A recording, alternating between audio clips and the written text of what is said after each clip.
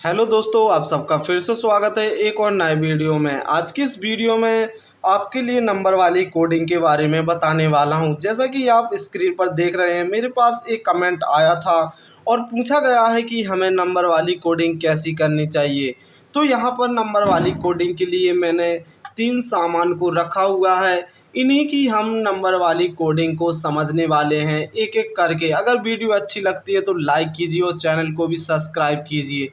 इसके साथ साथ अगर आप अल्फ़ाबेट वाली जो कोडिंग होती है उसे सीखना चाहते हैं तो नीचे डिस्क्रिप्शन में लिंक मिल जाएगा, तो आप देख सकते हैं और उस वीडियो के माध्यम से आप अल्फ़ाबेट वाली कोडिंग को भी सीख सकते हैं। अब हम अपने टॉपिक की बात करते हैं। जैसे कि मैं पहले इसमें बात करूंगा, जो हमारे पास एक होल्डर रखा हुआ है, इस पे कुछ भी नहीं लिख सकते हैं, ना ही इसका कोई बॉक्स है, इसलिए मैंने यहाँ पर एक कॉपी को रखा हुआ है। इस पर हम लिखेंगे कोडिंग को। जैसे कि जी हमारे पास एक होल्डर है, मान लेंगे जी हमारे पास होल्डर 16 रुपए का हमें मिला हुआ है। मान लिया कि जी 16 रुपए का हमें खरीद में आया हुआ है। तो अगर इसका बड़ा बॉक्स होता तो हम उस पर कुछ इस प्रकार से लिख सकते। अगर हम डायरेक्ट 16 लिखते हैं कुछ इस प्रकार से, तो कोई भी समझ जाएगा कि जी हमारा 16 रुपए का आया हुआ है। लेकिन कोडिंग का मतलब ये नहीं होता है कि स्पष्ट रूप से हम कुछ भी लिखें। तो जैसे हमारे पास कोई बॉक्स है, उस पर लिखेंगे 16 को कुछ इस प्रकार से। जैसे कि हमारा 2025 में शॉप खुला हुआ है, तो हम कुछ इस प्रकार से लिख सकते हैं। जैसे जी 2025 है तो हम 2025 लिख देंगे। और जी हमारा एक जो 16 रुपए का आया था, तो हम इसके आगे एक नंबर लिख देंगे और 6 यहाँ पर लिख देंगे।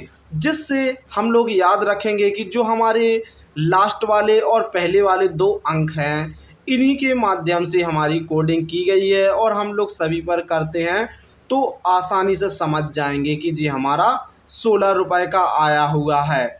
और इसका जैसे हमें बेचने का रेट लिखना है, तो इसी के ऊपर या अगल बगल या नीचे कहीं भी लिख सकते हैं। जैसे 16 रुपए का आया हुआ है और हमें 25 का बेचना है जैसे कि, तो हम यहाँ पर स्पष्ट रेट भी लिख देंगे कि जी हमें 25 का बेचना है। अगर आप लोगों को मोल भाव करना है या फिक्स रेट रखना है तो आप स्पष्ट लिख सकते हैं कि 25 रुपए का है। अगर मोल भाव करते हैं तो आप 30 भी लिख सकते हैं कि जिससे आप 30 मांगे तो आपको 25 आसानी से कस्टमर दे सके। तो कुछ इस प्रकार से थी। अगर आप अभी भी नहीं समझे तो मैंने यहाँ पर एक जिग कैंडी को भी लिया हुआ है। अब इसमें हम समझने वाले हैं। जैसे कि मान लीजिए जी हमारे पास, मान लीजिए जी 40 रुपए का हमें मिला हुआ है, 40 रुपए का। तो हम लोगों ने कुछ इस प्रकार से बनाया हुआ है कि जी 2025 में हमारा कोड वर्ड हो गया मेन वाला जो 2025 है, तो जी 2025 हो गया। और जी हमारा 40 रुपए का आया हुआ है, तो 4 हम पहले लिख देंगे और जो 0 है कुछ इस प्रकार से लिख देंगे। और ये 40 का आया हुआ है और हमें बेचना है जैसे 50 रुपए का, तो यहाँ पर हम नीचे की तरफ 50 रुपए लिख देंगे।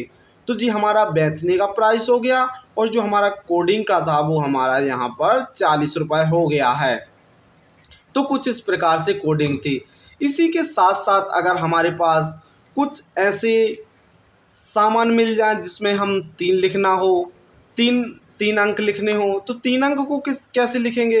तो 3 अंक को भी कुछ इसी प्रकार से लिखेंगे। तो जैसे हम लोगों ने 2025 को मेन कोडिंग माना हुआ है।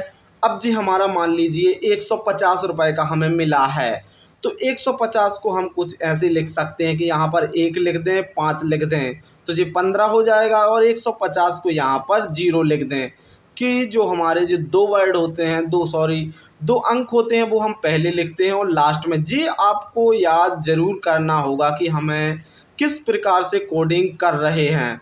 तो जी हमारा, और जी हमने 150 का लिया है और 200 का बेचना है, तो नीचे जी 200 का बेचने का प्राइस हो जाएगा। तो आप जी 2 हमारे और जी 1 0, तो जी हमारे यहाँ से निकल के आएंगे, तो जी 150। तो आप लोग समझ जाएंगे बॉक्स को देखकर ही या इस एमसीबी को उठाकर ही कि जी हमारा कितने का आइसोलेटर आया हुआ है। तो जी हमारा 150 का आया हुआ है, हम 200 का बेच रहे हैं। तो कुछ इस प्रकार से हमारी कोडिंग थी। और भी कोडिंग के कई तरीके हो सकते हैं और अगर आप लोगों को एक कोडिंग का तरीका अच्छा लगा है तो आप लोग अपनी शॉप में कर सकते हैं। अगर नहीं समझ आया है या अच्छा नहीं लगा है तो आप कमेंट में ज़रूर लिखें।